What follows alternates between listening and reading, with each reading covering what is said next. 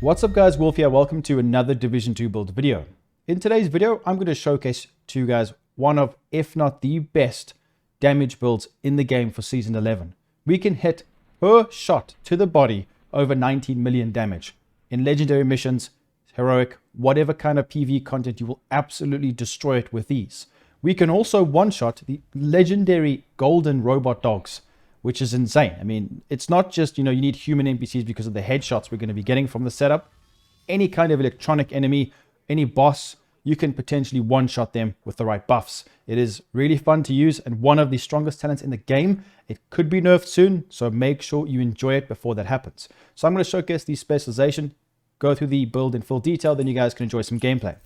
So you can use whichever one you want, as long as you make sure you have spec'd the rifle damage on it. Now, I like this one because we get increased headshot damage. You can use a drone if you would like to, but this does suit using a rifle, so I do recommend it. Not just the headshot damage, but we also get breath control, which is a passive talent which helps us quite a lot.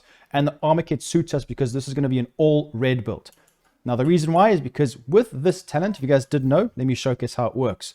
So with this talent right here, guys, we have got determined after killing an enemy with a headshot, the next shot landed on any enemy, even little drones hovering above you, you will proc it, will be a guaranteed headshot. So when we shoot any NPC in the body and we get a headshot kill, therefore it stacks the perfect headhunter. So this is very, very powerful. But I tried it with less reds. I tried it with like 1 or 2 blues. I couldn't one-shot the purple NPCs. The purple NPCs, this is how I like to base this build and how to judge whether or not you do enough damage. If you find 2 purple NPCs or 1 in the firing range, if you headshot the purple NPC, you need to one-shot to the body the other purple guy. If you don't, you're never going to continuously stack, because if you can one-shot the golden one. That's my rule of thumb. And with few blues, even with the Picara's holster, I couldn't do it. So this is the first build I tried, and this build didn't work. Yes, it'll be all right. It'll work okay, but I will showcase a better version. Because I feel like survivability isn't that important if you're killing them so incredibly fast. So I tried the Providence Walker with the Ninja Bike. Now I know it is bugged in some aspects of the setups, like the one piece, you get a 2-piece. So for example, LMG damage might be not working for some of the pieces, like armor regen on the golden pieces. But what I do is I swap the bag out and put it back on, and then it actually fixes it sometimes, but it is buggy. The devs will fix it. I've reported this since day 1 of the patch, so don't worry, we're going to get this fixed soon. But this setup didn't actually work very well, and I want to showcase the actual build. This is not the actual build, but I wanted to just give you guys a little bit of a hint of how I test these setups. I made this build because I wanted to make a Ninja Bike variation for you guys, because I know you are enjoying it.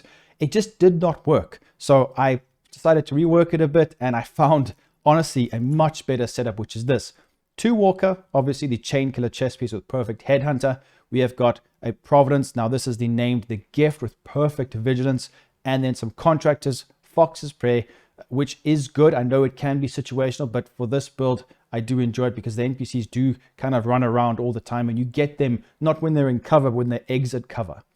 So also we have got the 1-piece Habsburg Guard, which is insane. I think this is the best way to run this build. I've tested countless other setups. I just wanted to show you the one previously. That was the final one I came to, but it still wasn't good enough. So then I created this one. So you guys must understand, I test a lot of different weapons, a lot of different pieces. And I think the worst thing you can do when making builds, I see a lot of people, a lot of content creators making this mistake, is if you make a build because it's better on a spreadsheet or on a piece of paper, you failed already. The build is not going to perform how it needs to. Utility is always the best. And I always say that, guys, and it depends on your playstyle. Suit it to match how you play, to your strengths, and avoid your weaknesses. So this gun, I would say, is one of the better ones to use because of the high weapon damage. You can use other rifles, not a problem, but remember for this setup, we want to try and get the one-shot because of the Headhunter and Determined talent. So try and get one with Determined, guys, and then roll damaged armor because it scales really well with headshot damage. So this is very nice. Make sure you roll it like this. The mods is up to you. I have gone for headshot damage on my magazine here. It's up to you. Reload speed, rate of fire, whatever. I recommend reload speed. Actually, that could be even better depending on how you play, but headshot damage if you need that extra damage there. Then SOCOM MK16, the best long range AR in the game. Damage starts out of cover. You don't have to use this. It's up to you what feels better for you. This is just from my testing. I recommend this. The accuracy is good.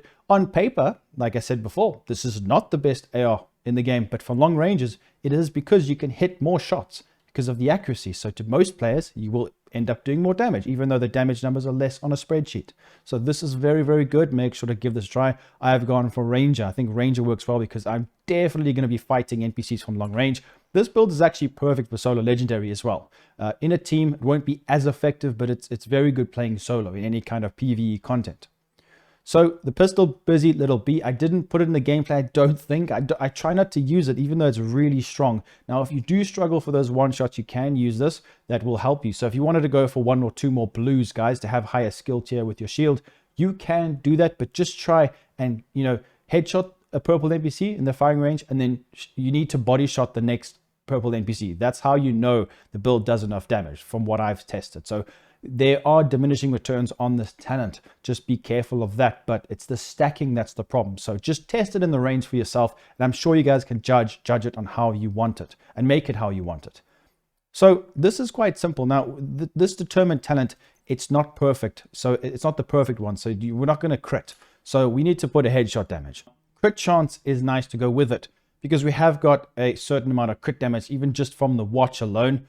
With this build, we have already got almost 70% with 210% headshot. I've only got 33% crit chance. So with a matching attribute, like for example here, you don't have to put crit chance. You can go for hazard protection, regen, which isn't going to make sense.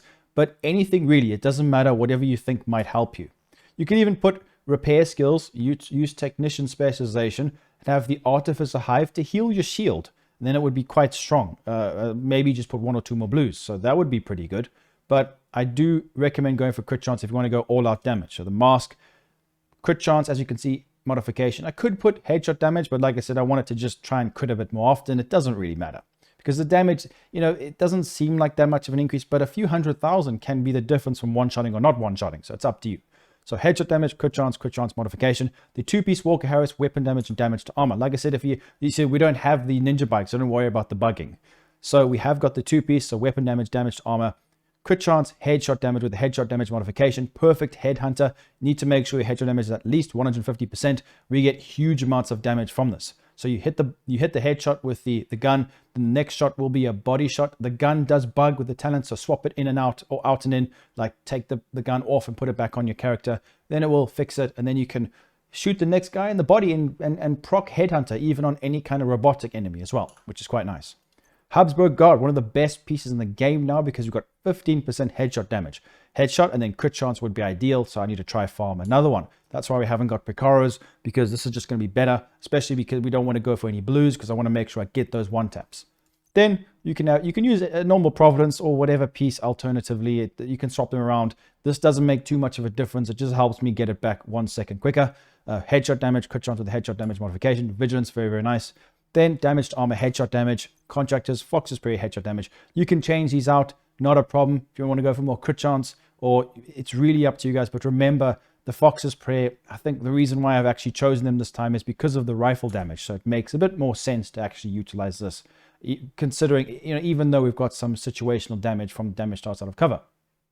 Decoy, duration, health, and then the shield, health, and active regen. That's normally what I go for. Then you guys can pause the video, have a look at the stats, enjoy the gameplay. This is one of the strongest damage builds in the game by far.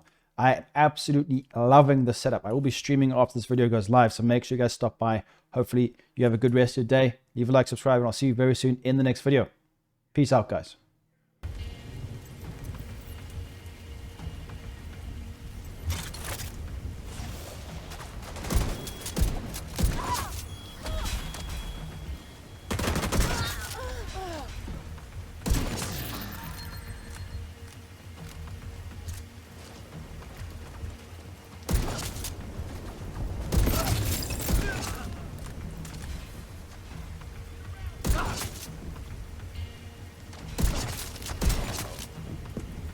See any?